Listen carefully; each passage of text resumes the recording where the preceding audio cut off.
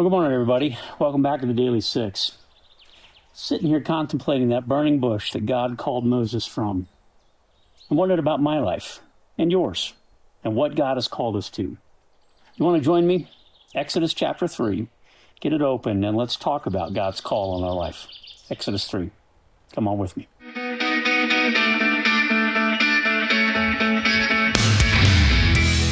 So have you ever asked God to send somebody else? It's like, God, there's no way you could use me. Do you know what God wants to use your life for? Probably something bigger than you expected. That would have been the case for Moses, right? That he had believed that his life had been squandered, but as we said yesterday, out of the ashes of a failed life, a man who'd committed murder and he lived as a fugitive for so many years, out of the ashes of that failure, God finally had the leader he needed. Why didn't God raise Moses up to deliver the people of Israel while he was living in Pharaoh's palace? Why was it that God needed him to end up in this place of brokenness and desperation and fleeing and all these mistakes he's made in his life? Why did God need that? Is it because if Moses had tried to lead from his position of prominence and privilege, that he wouldn't have depended upon the power of God? I wonder if there's a secret there. You got Exodus chapter 3 open. When God had spoken to Moses and told him, I'm going to send you, you go to Pharaoh and you lead this people out.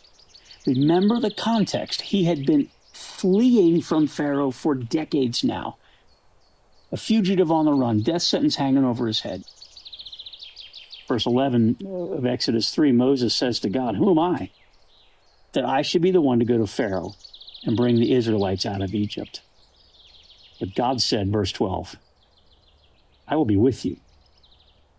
This is who I am. This is what I do. I will be with you in these miraculous journeys. So in chapter 4, Moses begins to really push back on the Lord. He doesn't really want to do this. I'm sure he had a desire to see his people set free. Decades earlier, he'd even murdered an Egyptian because of his frustration for the oppression that was going on. But the challenge for Moses is to believe and trust, to go from this position of complete defeat to becoming a world leader. It's just too much for him. Well, in chapter 4, verse 1, Moses answered, what if they do not believe me or they listen to me? What if they say the Lord did not appear to you? Friends, do you ever wonder if you were to follow the leadership of God in your life, that other people would look at you and go, who in the world are you? How do you know that God spoke to you? And the Lord asked him, verse 2, the Lord said to him, what's in your hand? Well, a staff, he replied. So the Lord said, throw it on the ground, and Moses threw that staff on the ground, and it became a snake, and he ran from it. This, said the Lord, is so that they may believe that the Lord, the God of their fathers, the God of Abraham, the God of Isaac, the God of Jacob, has appeared to you. I'm going to do something miraculous, Moses. And you know what I'm going to use? I'm going to use your ordinary tools of the trade. What's in your hand? That staff, that wooden staff, was what he used as a shepherd. It was his primary tool of his business. Friends, what's in your hand? What is it that God has already equipped you with? What are the skill sets God has already given you? You know you have them. Likely you do something for a living with those skills. God will be with you, and he will do supernatural things through your abilities if you will trust him. Moses said to the Lord, oh Lord, I have never been eloquent, neither in the past nor since you've spoken to your servant. I am slow of speech and slow of tongue. Some scholars think that maybe what he's saying there, he might have had a stuttering problem or some kind of speech issue, or he just wasn't comfortable speaking boldly in front of people, which I imagine is probably the case for so many of you. You might say, God, how could you use me? I'm not eloquent. I don't have all the answers. I can't articulate things the way that other people do. I've even had people tell me this, that, Chris, you're such an eloquent speaker, and there's no way I could ever present the gospel the way you do. Well, and look at what God said to Moses. The Lord said to him, who gave man his mouth? In other words, Moses, who made your mouth? Who gave you the ability to speak?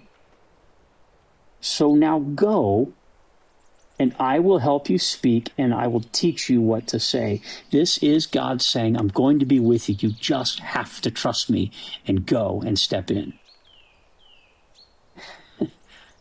Moses was not convincing God about his inability to do what God had called him to do.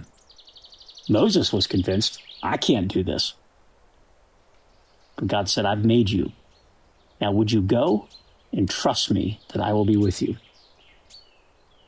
Verse 13, because Moses couldn't talk God out of it, he just finally went direct.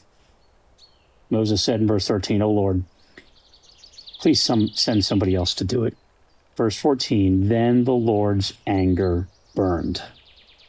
Friends, when we don't trust the Lord, when we're not willing to follow him, when we're not willing to believe that the things he's placed on our heart, that he in fact can equip us to do them, we run the risk of angering God, that we're not following what he has done in our lives and believing him to carry it through to its fulfillment.